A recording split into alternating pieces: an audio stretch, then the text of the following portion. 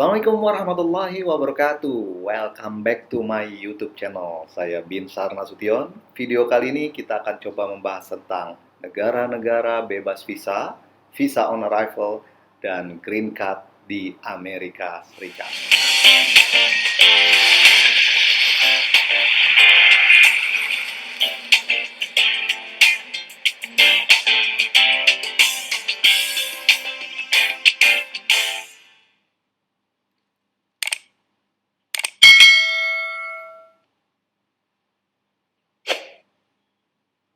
Kalau Anda mau berkunjung memasuki suatu negara, maka Anda harus meminta izin terlebih dahulu ke pihak berwenang dari negara tersebut.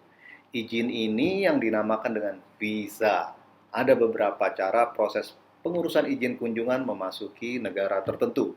Ada yang sudah dilakukan dengan bentuk kerjasama antar negara dan pemerintahan, sehingga masing-masing warga negaranya tidak lagi perlu mengajukan izin atau membuat visa kalau ingin berkunjung.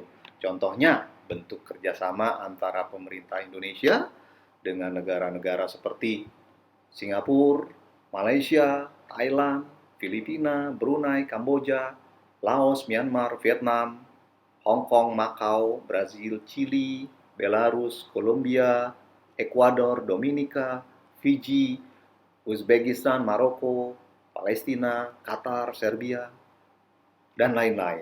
Sehingga kalau Anda mau mengunjungi negara-negara tadi, Anda cukup beli tiket dan bawa paspor. Tidak perlu izin atau mengurus visa lagi.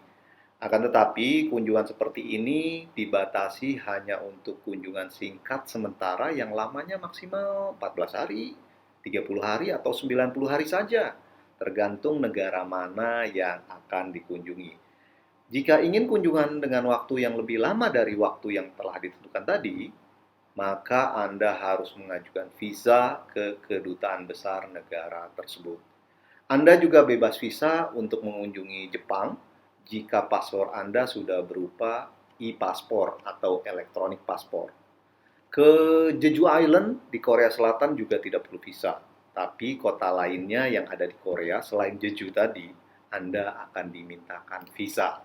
Selain negara-negara dengan kerjasama bebas visa tadi, ada juga bentuk kerjasama di mana Anda bisa mengajukan visa secara online melalui internet atau yang dikenal dengan e-visa atau electronic visa.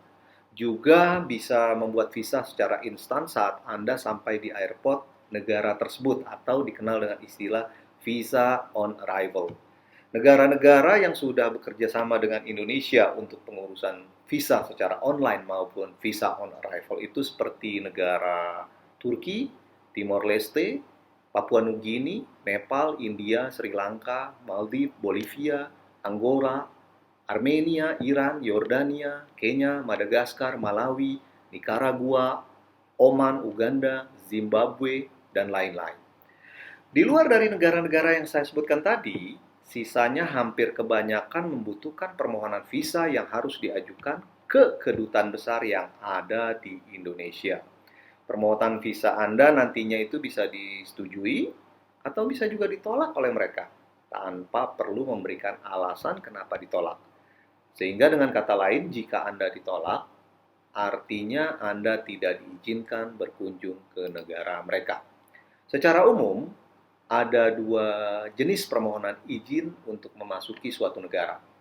Yang pertama adalah visa non-imigran, yaitu izin untuk kunjungan sementara dengan tujuan yang spesifik. Yang kedua, visa imigran. Sesuai namanya ini, merupakan izin untuk pindah, tinggal, dan menetap sebagai penduduk di negara tersebut, di mana Anda bisa menikmati fasilitas yang ada di sana, sebagaimana penduduk lainnya di negara tersebut, seperti bekerja, usaha, sekolah, sekaligus juga bisa untuk menikmati fasilitas-fasilitas kesehatan, jaminan sosial, pendidikan, dan lain-lain yang ada di negara itu. Bentuk izin yang kedua ini dikenal juga dengan istilah permanent resident, yaitu warga negara Indonesia yang diizinkan menetap tinggal di negara mereka dan menjadi penduduk di sana. Tetapi pada dasarnya Anda masih tetap WNI. yang kapanpun boleh kembali ke Indonesia, dan selama berada di luar negeri pun Anda tetap memiliki hak politik sebagai warga negara Indonesia, seperti untuk ikut pemilu, pemilihan presiden Indonesia di luar negeri sana, atau di kedutaan besar Indonesia yang ada di negara tersebut. Macam-macam jenis visa non-imigran antara lain, visa kunjungan singkat untuk wisata, bisnis, atau kunjungan keluarga. Visa seperti ini terkadang hanya berlaku sangat singkat.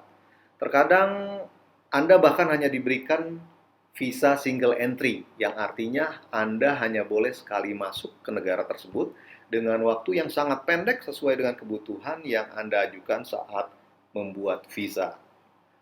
Selain itu ada juga visa kerja yang biasa diberikan kepada TKI untuk bekerja di luar negeri. Ada juga visa pegawai internasional, visa bisnis, atau visa untuk membuka usaha di negara mereka, atau visa untuk sekolah, atau juga pertukaran pelajar, visa diplomatik, visa wartawan dan media, visa transit, dan visa kru kapal.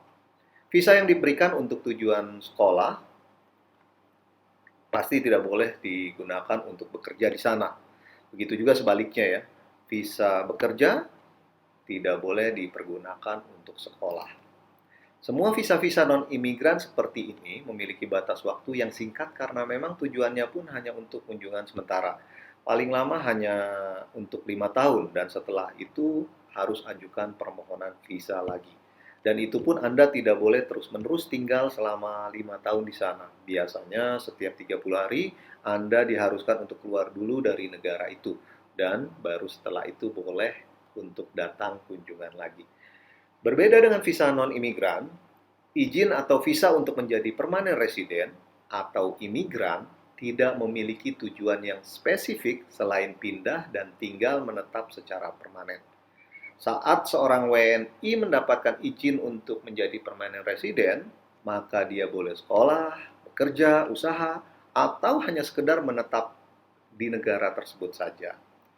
Bahkan seorang permanent resident juga berhak atas fasilitas-fasilitas yang diberikan oleh negara tersebut kepada penduduknya, seperti fasilitas kesehatan, tunjangan sosial, perumahan, pendidikan, dan lain-lain.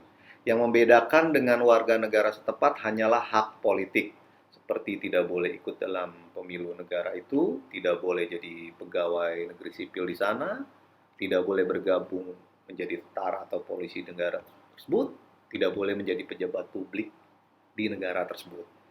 Green Card adalah izin menjadi permanent resident yang diberikan pemerintah Amerika Serikat kepada WNA untuk tinggal dan menetap secara permanen di Amerika Serikat.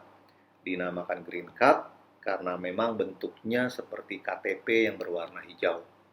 Jika Anda sudah mendapatkan Green Card dari pemerintah Amerika Serikat, maka Anda harus tinggal di sana tidak boleh kurang dari 6 bulan dalam setahunnya. Ini untuk menunjukkan keseriusan Anda untuk tinggal di sana sesuai dengan tujuan saat mengajukan permohonan Green Card dulu. Jika ternyata Anda lebih banyak tinggal di luar Amerika Serikat saat memiliki Green Card, maka bisa jadi Green Card Anda tidak diperpanjang nantinya. Karena Green Card memiliki masa berlaku maksimal 10 tahun. Bahkan jika Anda berada di luar Amerika Serikat lebih dari setahun, maka Green Card Anda menjadi tidak berlaku lagi, dan Anda diharuskan mengajukan permohonan Green Card yang baru. Buat Anda yang mau mencoba peruntungan membuat Green Card, silakan tonton video saya berikutnya yang membahas tentang proses-proses apa saja yang perlu dilakukan untuk mendapatkan Green Card Lotre di Amerika Serikat. Semoga bermanfaat. Terima kasih. Assalamualaikum warahmatullahi wabarakatuh.